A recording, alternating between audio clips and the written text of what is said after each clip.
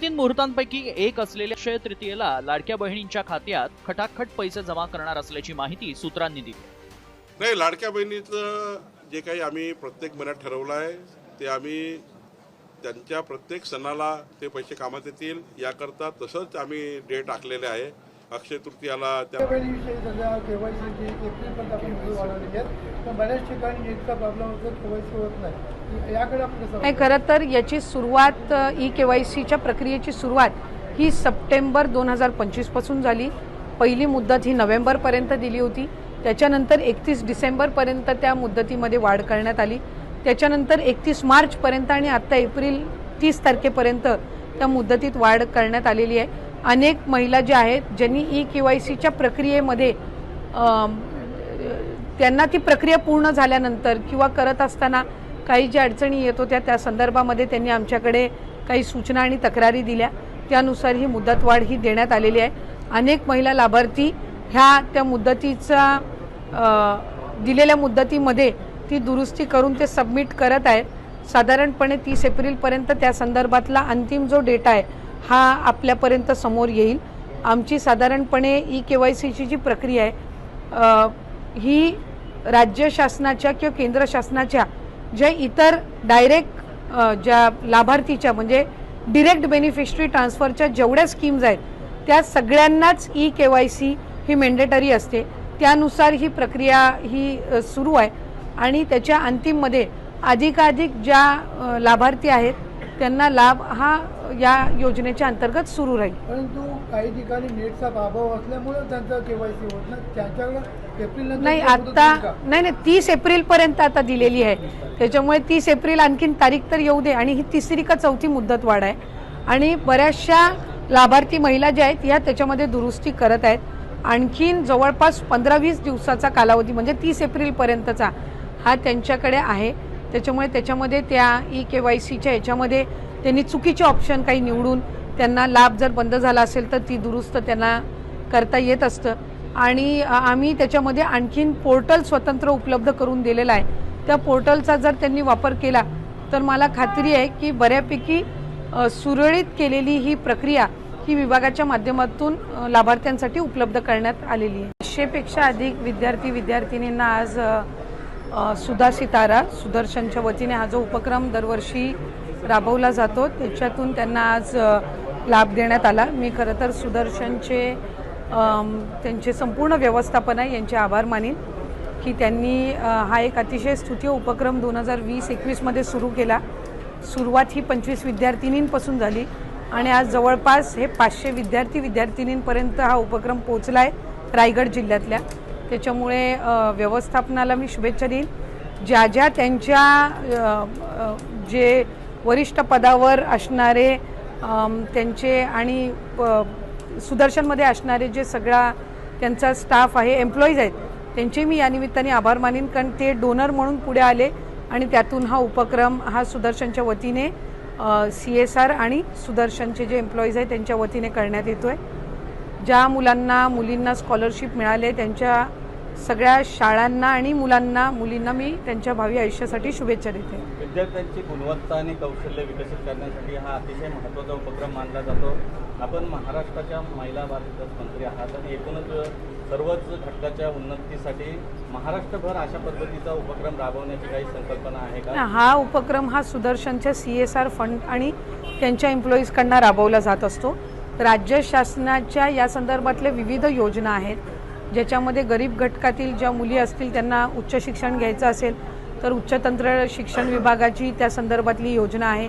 त्याचबरोबर महिलांसाठी मुलांसाठी जे वेगवेगळ्या समाज घटकातून किंवा आर्थिक दुर्बल क्षेत्रातून येतात यांच्यासाठी शासनाच्या वतीने अनेक योजना आहेत, त्या आणखीन प्रभावीपणे राबवण्यासाठी आणि पोहोचवण्यासाठी शासनाचा नक्कीच पुढच्या कालावधीमध्ये प्रयत्न राहील। काही सध्या IT क्षेत्रामध्ये महिला सुरक्षित नाहीत आणि काल नाशिकमध्ये घडलेले विषय गोपीचंद पडळकर असल्या किंवा इतर मान्यवरांनी जो मोर्चा काढला होता त्यामध्ये महिला सुरक्षित नसल्याचा नाशिकमध्ये घडलेली घटनेला आपण कसं वाटतं?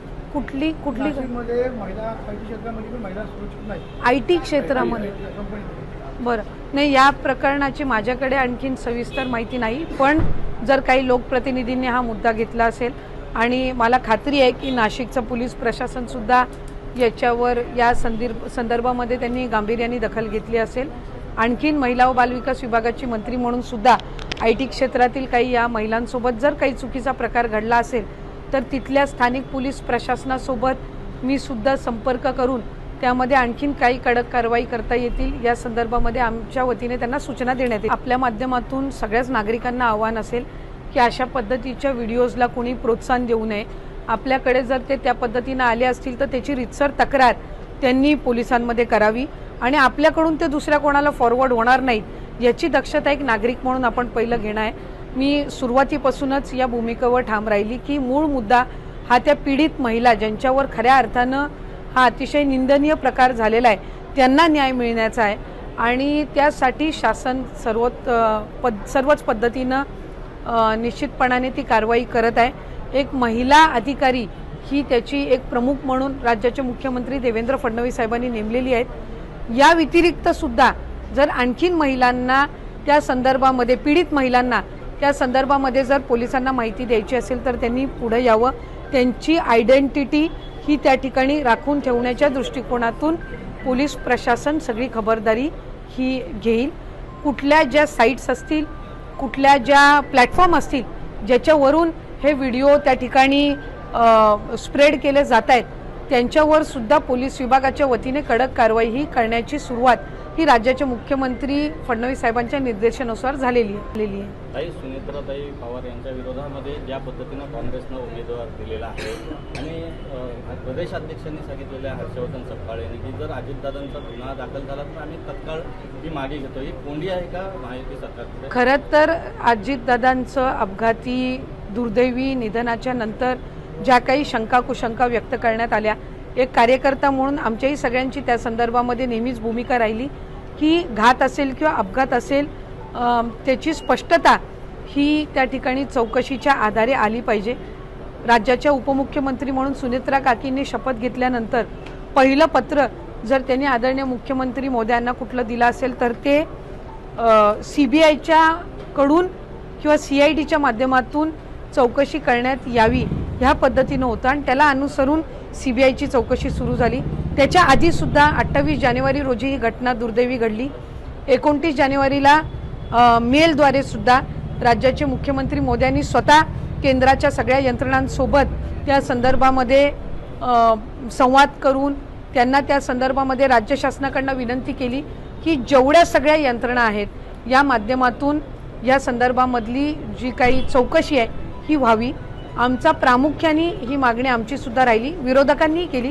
मग काँग्रेस असो त्याचबरोबर राष्ट्रवादी काँग्रेस शरद पवार गटाचे काही लोकप्रतिनिधी असो यांनी त्या संदर्भातली मागणी केली.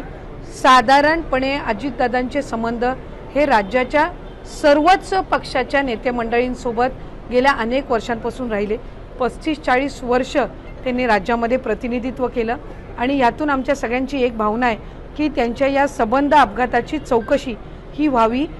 3.5 मुहूर्तांपैकी एक सण जर असेल तर तो आहे अक्षय तृतीया आणि हा सण लाडक्या बहिणींचा गोड करण्यासाठी सरकारने आता निधीचं नियोजन केलेलं आहे आणि सरकारचं असं सुद्धा म्हणणं आहे की प्रत्येक सणाला लाडक्या बहिणींच्या खात्यावरती पैसे टाकण्यासाठी सरकार हे तत्पर असतं आणि तुमचा वेळोवेळी सण हा लाडक्या बहिणींचा गोड करण्याचा सरकारचा प्रयत्न असतो आणि हा सण तुमच्या कुठल्याही प्रकारे गोड करणारच आहोत, तुम्हाला कुठल्याही प्रकारे नाराज करणार नाही हे सुद्धा माहिती समोर आलेली आहेत आणि या सणाच्या अभावी लाडक्या बहिणींच्या खात्यावरती जे पैसे आहेत ते टाकण्याच्या प्रक्रियेला सुरुवात झाली आहे. अधिवेशनाच्या अर्थसंकल्पामध्ये याची तरतूद करण्यात आलेली होती आणि फायनली आता लाडक्या बहिणींच्या खात्यावरती त्यांची जी रक्कम आहे ती आता वाटपाला सुरुवात होत आहेत आणि हेच लाडक्या बहिणींचा अक्षय तृतीया या सणाचं सर्वात मोठं गिफ्ट असणार आहे. बहुतेक लाडक्या बहिणींची KYC बाकी होती, त्यांनी KYC केल्यानंतर सुद्धा त्यांच्या मागच्या महिन्यांचे जे राहिलेले पैसे होते ते सुद्धा वाटप करण्याची जी प्रक्रिया आहे त्याला देखील सुरुवात झालेली आहे.